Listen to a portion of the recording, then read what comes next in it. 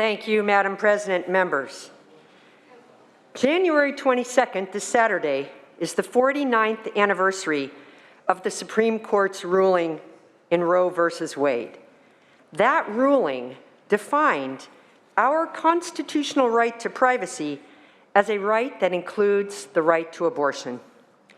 Before Roe versus Wade, about 1.2 million Americans resorted to an illegal abortion every year. I was fortunate to begin my reproductive years near the time of the Roe v. Wade decision. As a result, I had access to all of the reproductive health care services I needed. I did not have to face the shame, the cost, or the potentially lethal consequences of having an illegal abortion. Before Roe v. Wade, women risked their lives. Illegal abortions caused up to 5,000 deaths annually and many other health complications. Like many, many people, I got pregnant unintentionally, a pregnancy I had not planned for. I could describe the circumstances, but in many respects they're immaterial. Whether it was failed birth control, sex I didn't choose, wrong time in my life, or a relationship I didn't intend to have, regardless of the circumstances of that unintentional pregnancy, fortunately, there were not legal or other obstacles before me.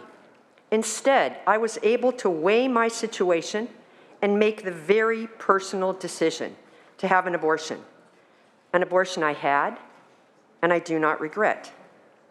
It was what I needed at the time and I was able to get that care at a safe healthcare setting.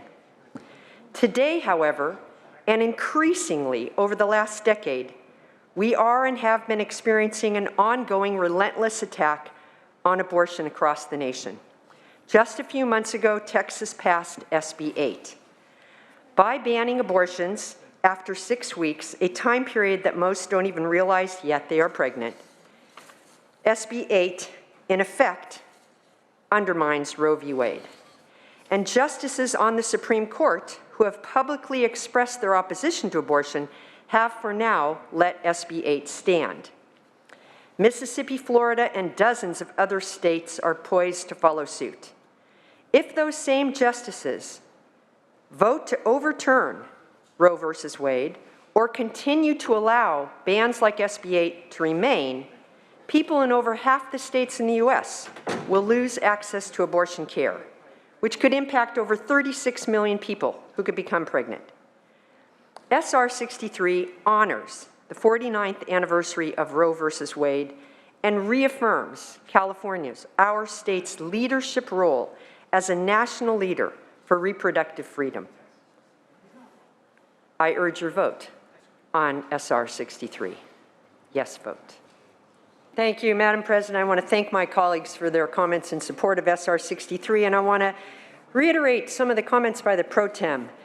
I know that we as the legislature in the state of California, we have been committed for many, many years to provide all of the supports we can, healthcare supports, child care, family supports, removing barriers to economic obstacles, everything we can to make California families, regardless of their economic circumstance and other circumstance, able to thrive here in California. Now, we've not yet fully achieved that, but we are committed to doing that.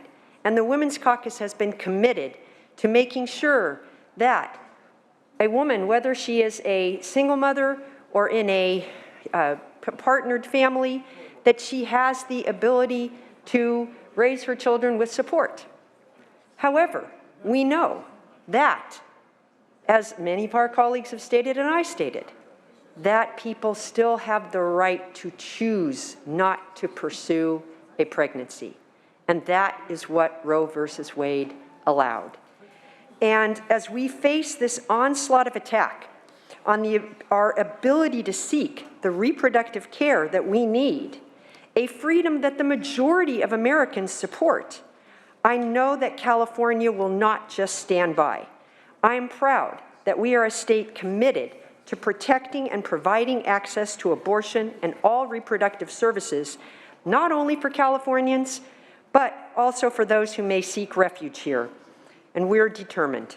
We'll continue to fight for every person's right to bodily autonomy, to equitable access to health care, to freedom to choose for what's best for themselves and their health, and, as my colleague from Sacramento described, equality for the reproductive rights of all genders, whether they live in California or another state.